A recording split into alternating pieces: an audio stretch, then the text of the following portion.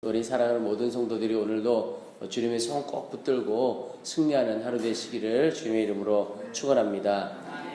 이사야 45장 말씀을 묵상하는 중에 이 45장에 보면 계속해서 반복되어서 나오는 구절이 하나가 있는데, 그것은 바로 나 외에 다른 이가 없다, 나 외에 하나님이 없다 하는 말씀입니다.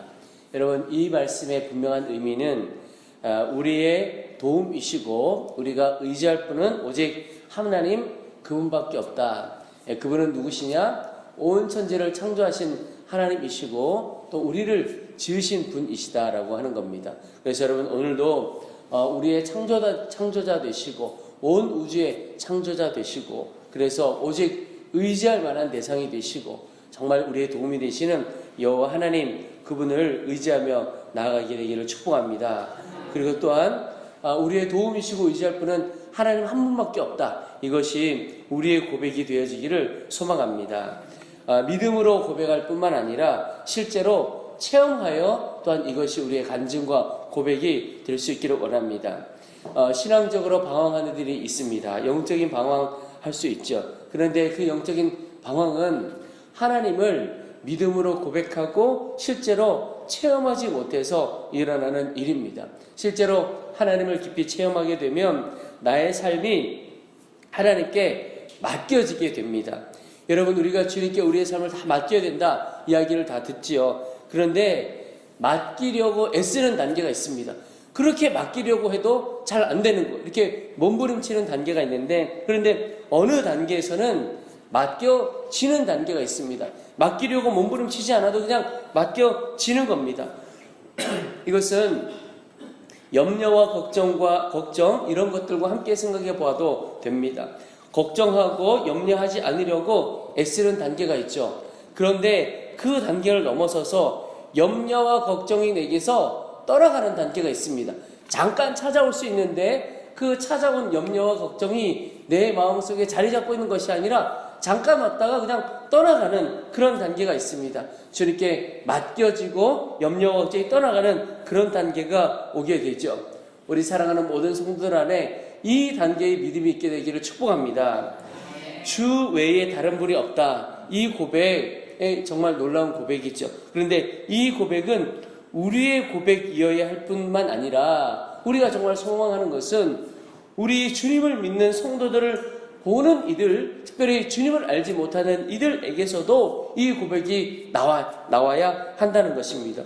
우리의 삶을 바라보는 이들이 우리의 삶을 보고, 야, 정말 하나님 외에는 없구나. 내가 하나님을 이전까지 알지도 못하고 믿지는 못했지만 저 사람의 인생을 보니까 하나님은 정말 살아계시고 하나님 외에 진짜 신이 없구나. 이런 고백이 나와야 한다는 것입니다. 우리의 삶이 그렇게 되기를 소망합니다.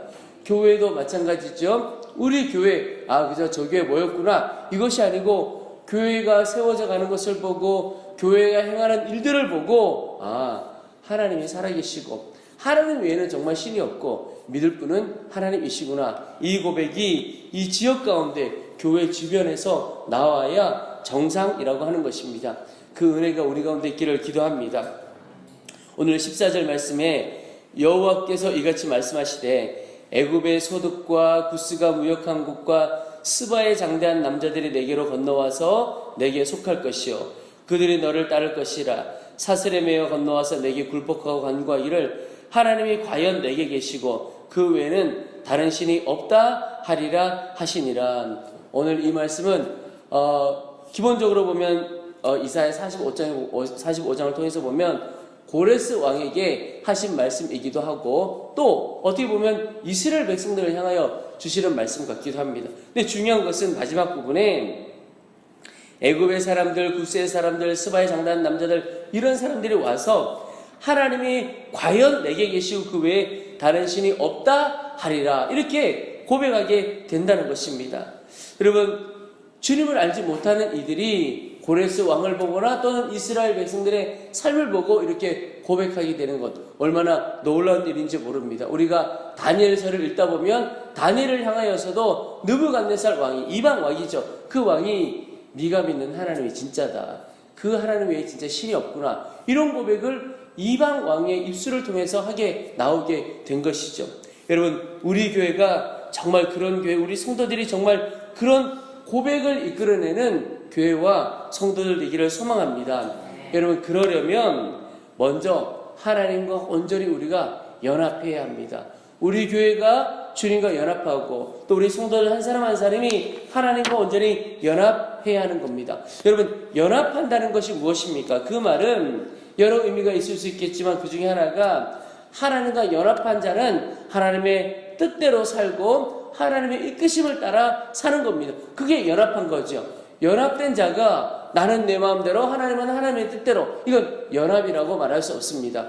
부부도 연합되었다면 한 마음과 한 뜻으로 한 길을 가는 것이고, 어느 공동체도 우리가 온전히 연합되었다 그러면 그 공동체에 속한 모든 이들이 한 마음과 한 뜻으로 한 길을 가는 것을 말합니다. 우리가 주님과 연합되었다, 이 말은 하나님의 뜻과 하나님의 마음과 우리의 마음이 온전히 하나 되고 하나님의 길로 우리가 간다, 이런 뜻입니다. 그때 하나님의 역사가 우리의 삶에 나타나게 됩니다. 그러면 사람들 안에, 우리를 바라보는 이들 안에, 야, 저 사람이 믿는, 저 교회가 믿는 하나님이 진짜 하나님이구나, 이 고백이 나오게 되는 것이죠. 여러분, 이 일을 위해서 오늘 우리가 이 새벽에 함께 기도하기를 원합니다. 또 하나, 이런 고백은 어떨 때 나오느냐? 주님만 의지하게 될 때 이런 고백이 우리 가운데 나오게 됩니다. 오늘 20절 말씀에 열방 중에서 피난한 자들아 너희는 모여오라, 함께 가까이 나오라. 나무 우상을 가지고 다니며 구원하지 못하는 신에게 기도하는 자들은 무지한 자들이니라. 여러분, 오늘 말씀에 어리석은 자가 누구냐, 무지한 자가 누구냐? 우상에게 구원하지 못하는 신을 의지하는 자, 그 사람이 무지하고 어리석은 자라고 말씀하고 있습니다. 근데 여러분, 오늘 말씀에 참 무지하다 이런 표현을 해놓았지만 때로 우리 스스로가 우리 자신도 모르게 이렇게 살아갈 때가 많습니다. 구원의 능력도 없고 도움의 능력도 없는 다른 세상들, 사람들 의지하고 그에게 구하며 살아갈 때가 많다는 겁니다. 하나님 외에 의지하는 것, 그런 인생을 살아갈 때 그것이 무지한 인생이고 어리석은 인생이 되어지는 거죠. 여러분, 오늘 주님과 연합한 자는 오직 주님만 의지하며 살아가는 사람입니다. 그때 하나님께서 우리를 증인으로 세워주십니다. 주님을 의지하는 자에게 주님께서 주의 살아계심을 보여주십니다. 오늘 21절에 너희는 알리며 진술하고 또 함께 의논하여 보라. 이 일을 옛부터 듣게 한 자가 누구냐? 이전부터 그것을 알게 한 자가 누구냐? 나 여호와가 아니냐? 나 외에 다른 신이 없나니 나는 공의를 행하며 구원을 베푸는 하나님이라. 나 외에 다른 이가 없느니라. 오늘 이 말씀에도 나 외에 다른 이가 없느니라 라고 말씀하실 그 앞에 나 여호와가 누구냐, 이 말씀을 하고 계신데, 나 외에는 다른 신이 없나니 나는 공의를 행하며 구원을 베푸는 하나님이라, 이렇게 말씀하고 있습니다. 여러분, 오늘 하나님이 어떤 하나님이시냐? 주님을 의지하는 자에게 공의를 행하시는 하나님을 드러내신다고 말씀하고 있습니다. 여러분, 공의를 행한다는 말을 조금 쉬운 말로 표현해 본다면 하나님께서 우리의 억울함을 다 풀어주신다, 이렇게 이해할 수가 있습니다. 억울함이 없는 인생이 행복한 인생이 될 수 있겠죠. 이 땅에 또 우리의 삶에 부당한 일이 얼마나 많으며 불공평하고 불공정한 일들이 얼마나 많습니까? 그런데 결국은 하나님 의지하며 나아가는 자에게 하나님께서 그 모든 것을 풀어주신다는 겁니다. 공의를 회복해 주신다는 거죠. 우리의 삶의 공의를 회복해 주시는 것이죠.